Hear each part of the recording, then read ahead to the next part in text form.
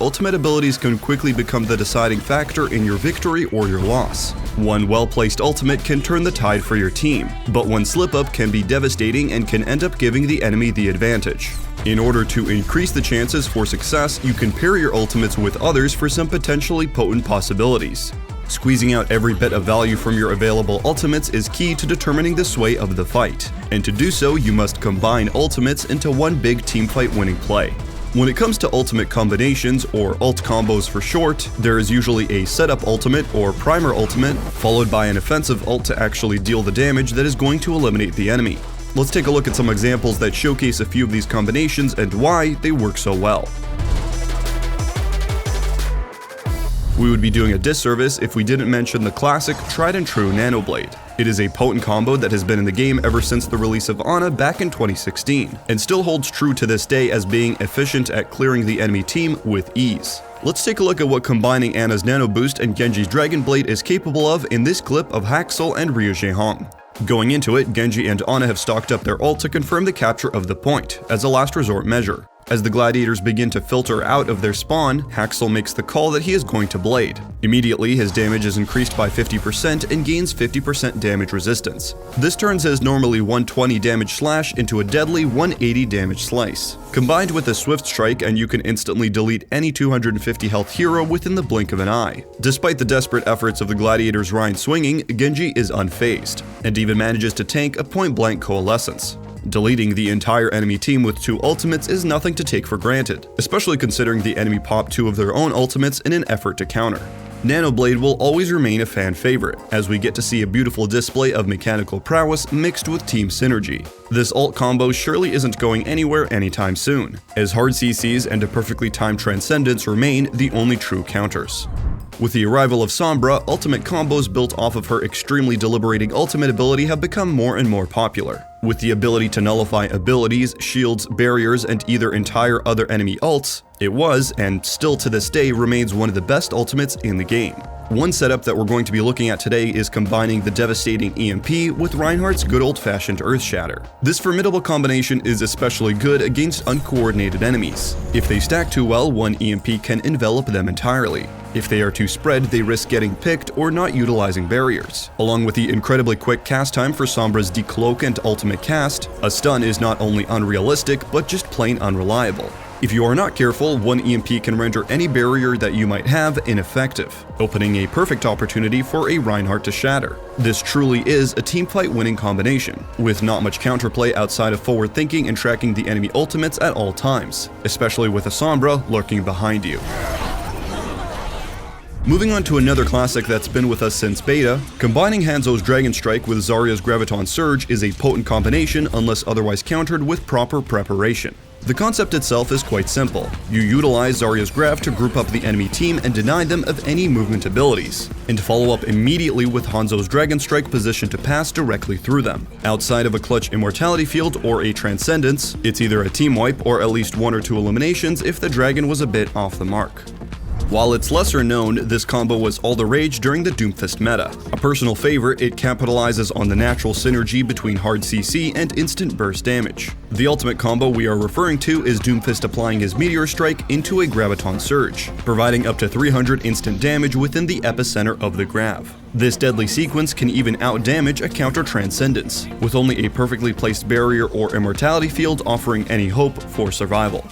Whenever a high noon goes off, everybody's first instinct is to run for cover to avoid the one-shot. However, if they get displaced in any way from their cover, it's like shooting fish in a barrel for the McCree. Following this logic, the Flux High Noon combo was created, and its effect can be shown beautifully here by Logix and Nevix.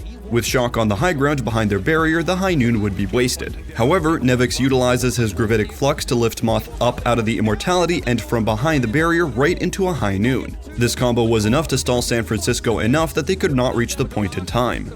Another example of this exact combo working out is Fitz and Marvel on Eichenwald. The entire enemy team is hidden behind both a barrier and the cart, but Marvel's Flux lifts them up to the ceiling for easy pickings from Fitz. This combo can work with any displacement, including Graviton Surge. Granted, there is nobody caught inside with a barrier.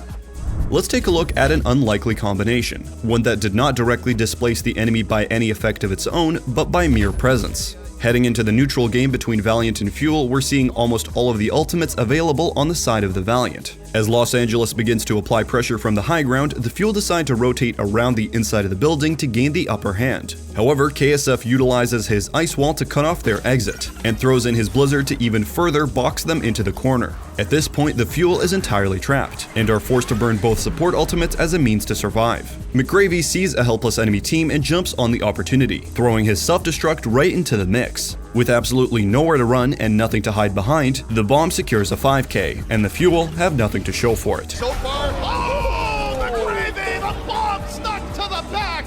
Goodbye, good night! Following the trend of utilizing Blizzard along with other ultimates, we're going to look at how Roar and Stratus played off of each other by effectively extending the duration of Earthshatter's stun. As London begins to rotate around the pillar to point, Stratus once again utilizes his wall to cut off their advance, forcing a degree of team separation. As London attempts to pivot back onto the point, Roar drops from the top ropes and shatters the Spitfire before JMech even has time to respond. Immediately following the shatter, Stratus throws his Blizzard onto the grounded Spitfire, all but sealing their fate to the freeze. With no mobility or life-saving abilities available due to the initial Earth Shatter, it ensures that the Blizzard is lethal with no means of escape. Preemptively, two big ultimates used, but they won the team fight, and that's the important fact.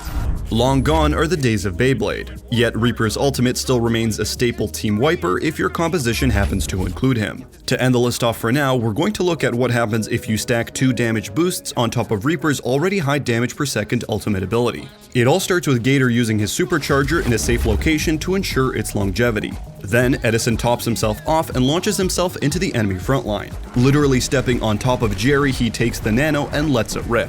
With a 170 damage per second base, the 2 damage boosts rocket it to a whopping 340 damage every second. That's 1020 damage outputted total. This nets the Reign a team kill and subsequently the point capture. I mean, you can't fault him for this. They're just styling on the Boston Uprising. Finding the synergy between your ultimate and a teammate's is crucial to optimizing your team play. These are only a few examples of potential combinations to be found, with new and creative ideas being discovered all the time. The next time you're playing, try thinking about how you can pair your ult with your tank setups, as the effect can be far greater than just using it solo.